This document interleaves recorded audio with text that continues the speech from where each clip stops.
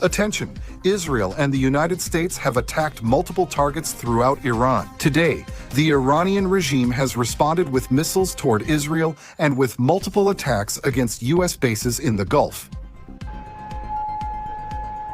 Thank you for watching the video.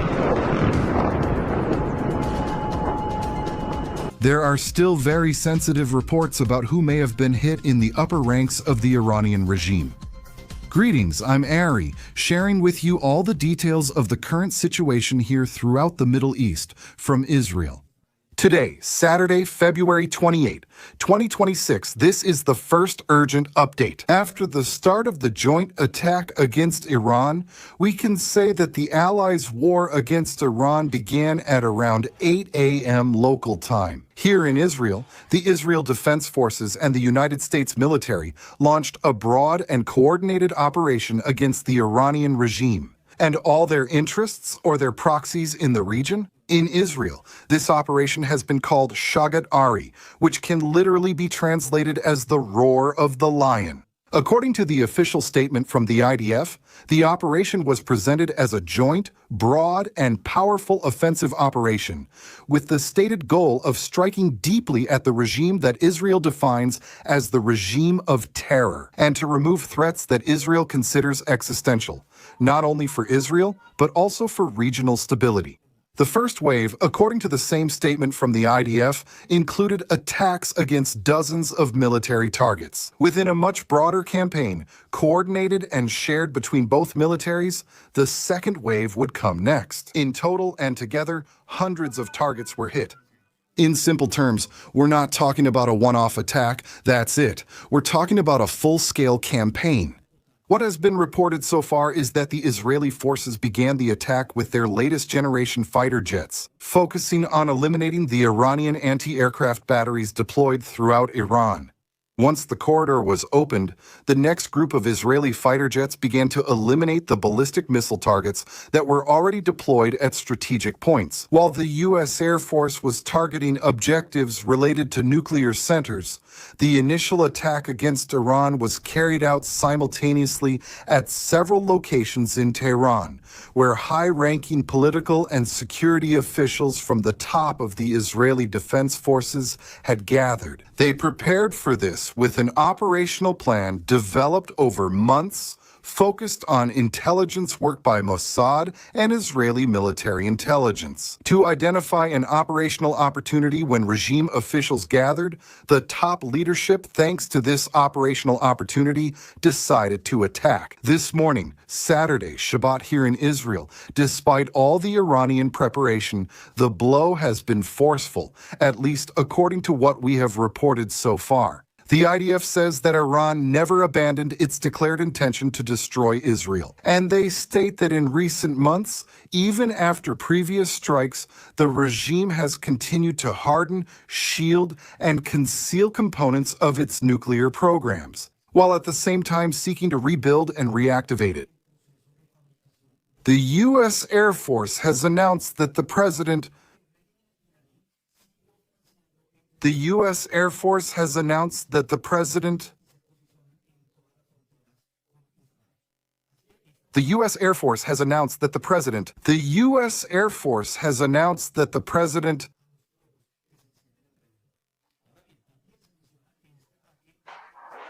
It is stated that there were months of joint and close planning between the IDF and the U.S. military to reach this point, with maximum and absolute synchronization and coordination. The Israeli General Staff, led by the Chief of Staff, Lieutenant General Eyal Samir, is currently assessing the situation in real time. And it's worth noting that while I'm recording this video here, it's midday 2:30 in the afternoon. In Israel, the attacks continue, both in Iran and the attacks against Israel by Iran. The internal message for Israel is the same as always. In moments like this, follow the instructions of the Home Front Command, because civilian discipline is what ultimately saves lives. For those who were able to follow my live broadcast this morning while the entire attack was happening, you could witness how complex the situation was. You can watch the recorded broadcast of Iran's response here on the channel. All of this, understanding that in America it was just 3 in the morning, which means that most of you were sleeping. This morning's joint attack was carried out in 2 waves, and at the time of making this video, well, the Air Force continues attacking inside Iran, and it's certain that the operation will continue for as long as necessary. And it's sure to go into the night and, of course, will be here for a few days. And it's clear that the Iranian response was not going to take long. Since the morning, the launch of around 35 ballistic missiles toward Israel has been reported. So far, from the north of the country, an impact from fragments was reported, meaning pieces of missiles that were detected and shot down, but still managed to hit a tall building. But not actual direct impacts. The missile that fell, which was shot down but still fell, landed on a very tall building, a 20-story one, even penetrating up to the 17th floor with no injuries reported in this specific event. The information we have is that all the missiles launched from Iran were intercepted, but the problem is that many of them are sometimes intercepted right over populated areas, over Israeli populations. When the destroyed missiles fall, they obviously cause considerable damage. We're talking about rockets that can weigh hundreds of kilos and that simply come down in free fall. I repeat this because it's very important. Even when the interception works, the fragments also fall, and in urban areas, this can be devastating. At the same time, Iran, through the Revolutionary Guard, announced the start of its own response under the name True Promise. 4. According to that Iranian statement, this operation would be a response to what they call the American Zionist aggression against Iranian territory. According to the Iranian version, the headquarters or the service center linked to the United States Fifth Fleet in Bahrain was attacked with missiles and drones. This was Iran's statement. But the images obviously allow us to understand that it was real, that this is how it happened. The images we see on the screen correspond to the moment of direct impact in Bahrain. But before I dive in, I want to share with you the story of this vial, which amazed me, and I think you should know about too. This vial holds an unbelievable story that was unheard until now. Inside is earth from the Temple Mount in Jerusalem, rescued by archaeologists after thousands of years of history were dumped as rubble. It is our opportunity to prevent history from disappearing. Start the new year with a personal connection to Jerusalem. Click the link in bio or scan the code to enjoy a special offer. In addition, Iran claims that it attacked U.S. bases in Qatar and the United Arab Emirates. At the same time, the Revolutionary Guard also claims that military and security centers in the heart of Israel were hit. And well, for my part, I can report that so far this is not true. As I said, so far here in Israel, there have been no direct hits. On the other hand, reports have already started circulating about wounded American soldiers right there at the Bahrain base. And there are also reports from the United Arab Emirates. The Minister of Defense reported that an Asian national died in Abu Dhabi as a result of an Iranian missile. And Qatar, for its part, through its foreign minister, strongly condemned the launch of Iranian ballistic missiles toward Qatari territory, describing it as a flagrant violation of its sovereignty, a direct harm to its security and territorial integrity, and an unacceptable escalation. Qatar adds something significant. It reserves the full right to respond in a manner consistent with the nature of the attack. In Iraq, a senior official quoted by the Qatari newspaper Al Arabi Haddad said that there is intense political and governmental activity to prevent Iraqi militias from fully entering the line of confrontation. In other words, they want to prevent Iraq from getting involved in all of this. I'm talking about Iraq, and all of this is aimed at keeping Iraq out of the war. However, the spokesperson for the operations command of the Hezbollah brigade there in Iraq stated, and I quote, "We will soon begin attacking American bases in response to their attacks. And right now, we can confirm that the United States has begun attacking after noon Iranian targets and their proxies, also in Iraq."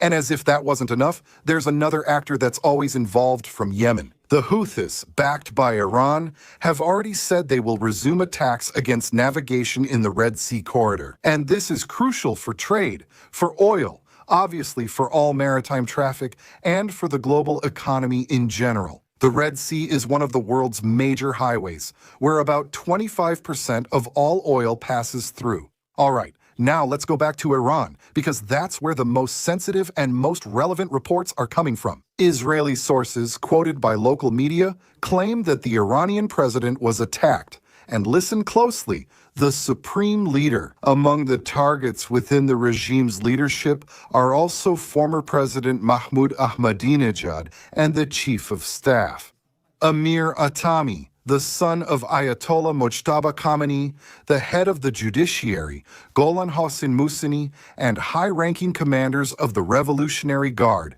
including Sayed Mohammad Hossein and Ahmad Dagani. This must be said with great precision and with great caution, very carefully. The fact that they were targets does not mean that there is confirmation, at least so far, of the elimination of the two visible heads of the Iranian regime. At least at the time of making this video, there is no confirmation. On a day like today, very strong rumors will circulate and many will take hours, even days, to be verified. I also want to take this opportunity to tell you to be very careful with social media. Verify the information before sharing it, because right now there are a lot of images from last year's war, even from 2024. Where you see direct hits against Israeli cities as if they were from today, and I confirm to you, so far there have been no direct hits here in Israel, at least not in Tel Aviv or in major cities.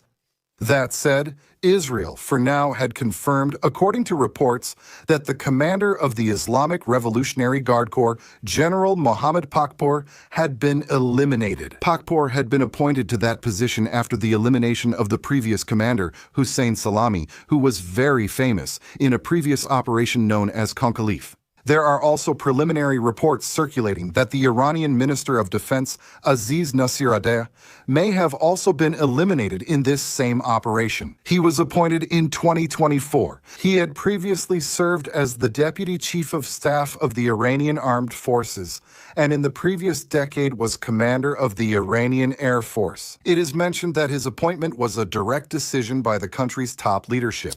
It is said that he was a fighter pilot, but he never participated in any real aerial combat. And a few days ago, earlier this month, Nasiradeh had warned that any attempt to attack Iran would be met with a direct response. He said that the response to any hostile act would be inevitable and, in his words, crushing.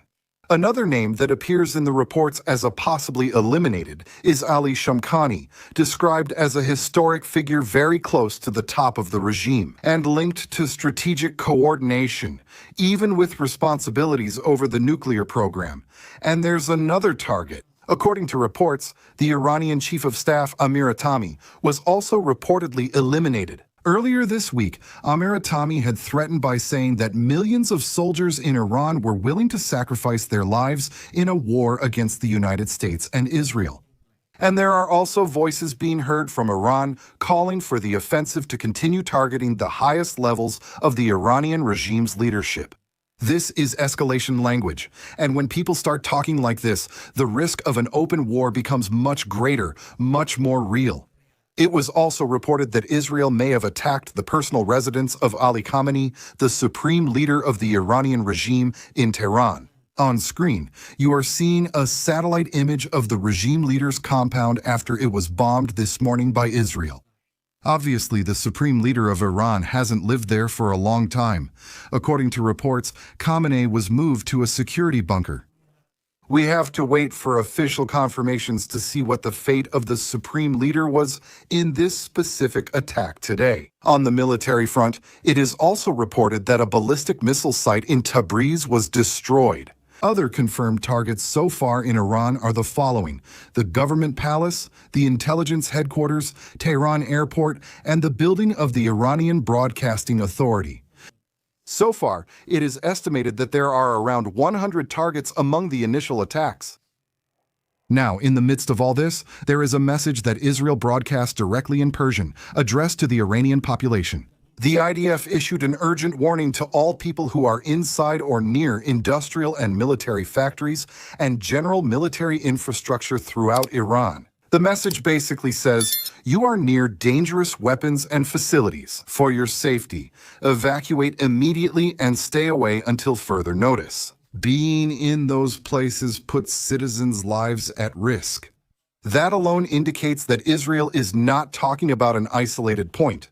It is warning about multiple industrial and militarized zones as essential targets. And there's a detail that's starting to go viral quickly on social media in the region. Images and videos are being shared showing sectors of the Iranian people celebrating the attacks by the United States and Israel against the regime, which would be a very strong sign of the level of internal division that exists today within Iran. And along those same political lines, there's another key element, the legitimate heir of Iran. Reza Pahlavi, who is obviously abroad, has already spoken out in a video addressed directly to the Iranian people. In that message, he calls on Iranians to take to the streets, to take what belongs to them. That is, to take ownership of the liberation from the Iranian regime and not let the moment slip through their fingers.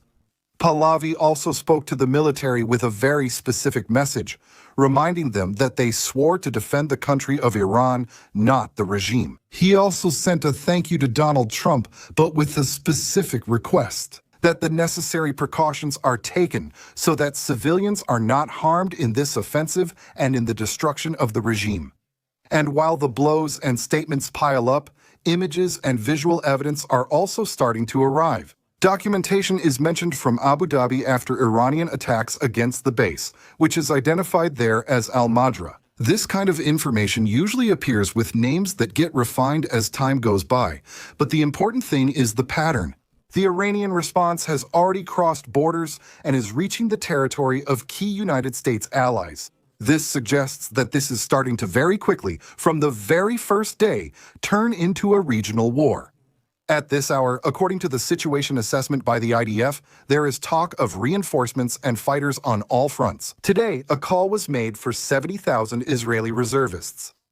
Because one of the points we always have to keep in mind is that we can't just look at Iran. Israel has to look to the north, it has to look at its borders, which are quite dangerous. It has to look at the fronts where the Iranian regime has provided capabilities, weapons, money, and training, and we have to understand the background of all this. What is happening today is not just a response or a retaliation, it's a change of phase. When the United States and Israel act together and openly, and when Iran responds by striking U.S. bases in the Gulf and announcing a formal operation, what's at stake is the entire architecture of regional security. And this raises three questions that will define the coming days. The first is, how long will this campaign last? Because Israel has already said it will continue for as long as necessary. The second question is, how coordinated and broad will the response be? The Iranian one? Missiles have already been launched toward Israel. 35 so far. This morning, right at this moment while I'm making the video, an alert came to our phones that a swarm of 250 kamikaze drones was coming. They take quite a while to get here. What is happening right now as I speak is that Israeli fighter jets, and jets from the entire alliance with the United States, even the British Air Force, are in the skies at this very moment, shooting down all the drones that are on their way to Israel. Obviously, this even takes hours. It can take hours for these drones that have already been deployed and detected as launched to reach Israeli territory. Once they reach Israeli territory, all the defense systems that Israel has are deployed there. And the third question, what's really happening within the Iranian leadership? Because in a regime like Iran's, if the chain of command is affected, there can be two opposite reactions. Either forced restraint or an even more aggressive escalation due to internal pressure, or, as we would say, all or nothing. On a day like today, you will see a lot of headlines. There will be supposed confirmations, there will be names of high-ranking officials reported as dead, and there will be a lot of false information. Until there are key official confirmations, and even then it's best to treat everything with great caution. Alright, for his part, the Israeli Prime Minister Benjamin Netanyahu issued an official statement and said, I quote, "This murderous terrorist regime must not be armed with nuclear weapons that would allow it to threaten all of humanity. Our joint action will create the conditions for the brave Iranian people to take control of their own destiny." End quote. For his part, the President of the United States, Donald Trump, posted an 8-minute video on his social media platform, Truth Social, and he confirmed his country's participation in this offensive. He also addressed the Iranian people saying, When we are done, take control of your government. All right, and at this point, if this information is relevant to you and is helping you understand what's happening right now, here in Israel and throughout the region, and if you want, of course, to keep receiving real-time updates, then this is the time for you to subscribe to the channel. Memberships are also available, which give you access to a private news group on WhatsApp, where information and updates are shared more directly. Even videos that I can't share here, or images. Something important this morning while I was doing the live stream, I noticed that several people joined the membership. If you are one of them, or if you are going to get it now or later, it's very important that you have to follow the instructions. You have to look at the instructions that are there in the members section, so we can add you to the WhatsApp group where you will be able to receive the information.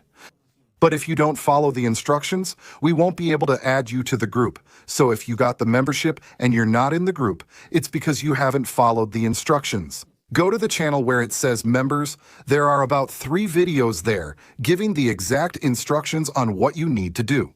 I'll end this first update with something that cannot be ignored. When Iran declares that it attacked bases in Qatar and the United Arab Emirates, and when Qatar says it reserves the right to respond, the conflict is no longer just about Israel, the United States, and Iran. It turns into a fire with too many hoses and too much gasoline.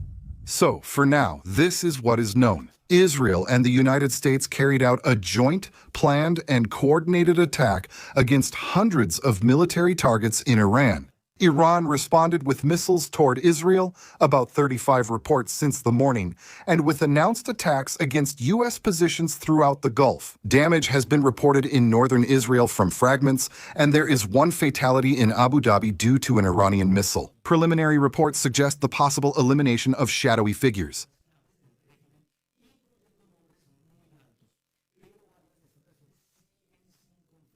The campaign, according to Israel, continues, and it's clear that this is just beginning. From here, the question is simple. Is Iran going to escalate by volume or escalate by quality?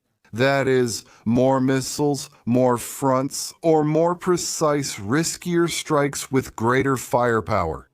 Because we know that Iran has very powerful missiles that can even reach as far as Europe.